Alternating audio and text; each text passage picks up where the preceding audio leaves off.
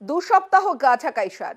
রামকৃষ্ণ মিশনের জমি দখলের চেষ্টায় শেষমেশ গ্রেফতার মূল অভিযুক্ত শিলিগুড়ি থেকে সাগরেদ সহ পাকড়াও প্রদীপ রায়। পুলিশের অভিযানে 13 দিনের মাথায় সাফল্য। জালে মোট 11, 3 দিন পুলিশে হেফাজতের নির্দেশ। পুরো বিষয়টি তদন্ত প্রয়োজন। তৃণমূল দুষ্কৃতী পুলিশ মিলে একটা চক্র তৈরি হয়েছে। মিলিত দুর্নীতি চলছে দাবি বিজেপি নেতা শঙ্কর ঘোষের।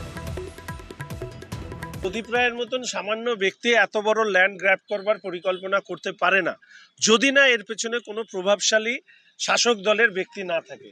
দুষ্কৃতী, তৃণমূল কংগ্রেস এবং পুলিশ এই চক্র তৈরি হয়েছে। হোল্ডিং মিউটেশনের আবেদন করার পরই এই ঘটনাটি ঘটেছে। এর পেছনে অন্য কোনো ষড়যন্ত্র আছে কিনা বা কর্পোরেশনের ভেতর থেকেও এই ধরনের কোনো ঘটনা, এই জমি গ্র্যাব এখনই করতে হবে, এই জিনিসটা কিন্তু আমার ব্যক্তিগতভাবে মনে হয়েছে।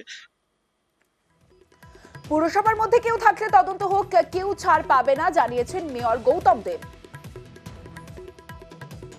এফআইআর করে দিক সমস্ত জায়গায়, ওদের সেন্ট্রাল এজেন্সিকেও লাগিয়ে দিক আর স্টেট এজেন্সিকেও দিয়ে দিক। কারা করেছে, কেন করেছে, তার কাছে নিশ্চয়ই তথ্য প্রমাণ আছে, নাহলে উনি তো বলবেন না। নিশ্চয়ই কমপ্লেন করছেন না কেন? মূল যে ছেলেটির নাম এসেছিল তারা অ্যারেস্ট হলো, তার পেছনে যে আরো বড় মাথা থাকে এবং সে পুরসভার ভিতরে তৃণমূলে কেউ থেকে থাকে, সেটা কেন প্রকাশ্যে আসছে? আমাদের সরকার বলেছে 0 টলারেন্স।